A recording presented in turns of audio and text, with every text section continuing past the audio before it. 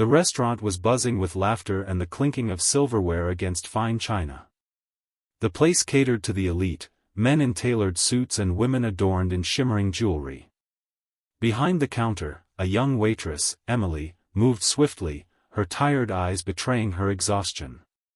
She had been working double shifts just to make ends meet, but she never let it affect her service.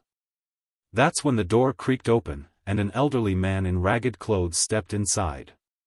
His shoes were torn, his hands rough, and his eyes filled with quiet desperation. He hesitated at the entrance, aware of the judging stares from the well-dressed patrons. Emily noticed him and, without thinking twice, walked over with a warm smile. "Good evening, sir. Can I get you something?" she asked kindly. The old man hesitated. I don't have enough money," he admitted, lowering his gaze. Before he could say another word, Emily gently placed a plate of warm food in front of him. "It's on me," she whispered. But just as the old man picked up his fork, a loud, angry voice echoed through the restaurant. "Emily! What do you think you're doing?" The manager, a tall, heavy-set man in an expensive suit, stormed toward them, his face red with anger. And sitting just a few tables away, watching everything unfold, was Clint Eastwood. Clint leaned back in his chair, sipping his coffee, his piercing gaze locked onto the manager. Emily flinched as the manager snatched the plate away from the old man. "We don't run a charity here," he bellowed, throwing the food into the trash. Gasps filled the restaurant as customers whispered among themselves. The old man's face fell, his hands trembling as he tried to stand up. I'm sorry," he murmured. Emily's eyes welled up with tears. "He's hungry." "I was just trying to help," she protested. The manager sneered. "If you want to feed beggars, do it on your own time. You're fired." The words hit Emily like a slap. She stood frozen, her lips trembling. Clint placed his coffee cup down, the sound cutting through the tense silence. He slowly rose from his seat and adjusted his jacket.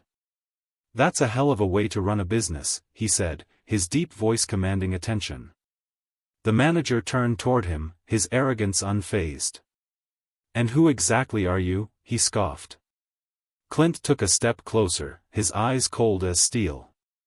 "Someone who doesn't take kindly to bullies." The restaurant fell into an eerie silence. The manager let out a dry chuckle, crossing his arms. "Look, mister, I don't care who you are," he said smugly. "This is my restaurant, and I make the rules. Employees who waste food on freeloaders don't belong here." Clint tilted his head slightly, his expression unreadable. "You ever been hungry?" he asked, his voice calm but firm. The manager blinked, caught off guard. "Excuse me?" Clint took a step forward. "Ever had a day where you didn't know where your next meal was coming from? Ever had to swallow your pride and ask for help?" The manager scoffed. "I work hard for what I have. I don't give handouts." Clint exhaled sharply, shaking his head. "That old man isn't looking for a handout. He's looking for a little kindness. Something you clearly know nothing about." The manager's smirk wavered as Clint's voice dropped lower. "You think firing a girl for showing compassion makes you powerful? It doesn't. It makes you weak." The manager's face turned red, but before he could respond, Clint pulled out his wallet and tossed a few crisp $100 bills onto the table. "That should cover the food," he said. Then, he turned to Emily. "You got a good heart, kid. You don't belong in a place run by a man like this."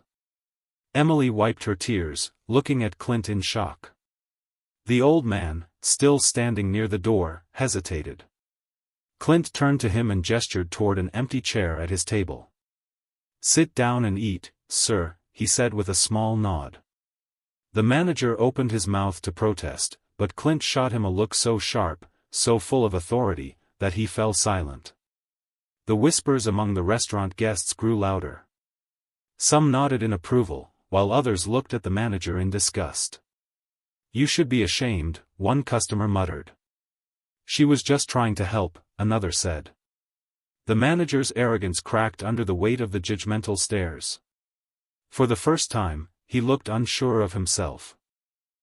Realizing he had lost control, the manager gritted his teeth.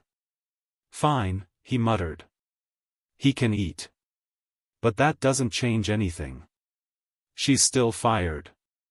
Before Clint could respond, the restaurant owner suddenly appeared from the back, drawn by the commotion. He was an older gentleman, dressed in an elegant suit. "What's going on here?" he demanded. The manager, now visibly nervous, stumbled over his words. "Sir, this waitress was giving away food to a beggar, and the owner's eyes darkened." "And you fired her for it?" he asked coldly. When the manager didn't respond, the owner sighed and turned to Emily. "You're not fired," he said firmly. "In fact, I want more people like you working here." Emily gasped, covering her mouth in shock. Then, the owner turned to the manager. "But you're done. Pack your things." The manager's jaw dropped. "Sir, you can't be serious." The owner didn't waver. "I am." The manager stormed out, humiliated. Clint nodded approvingly before turning back to his seat.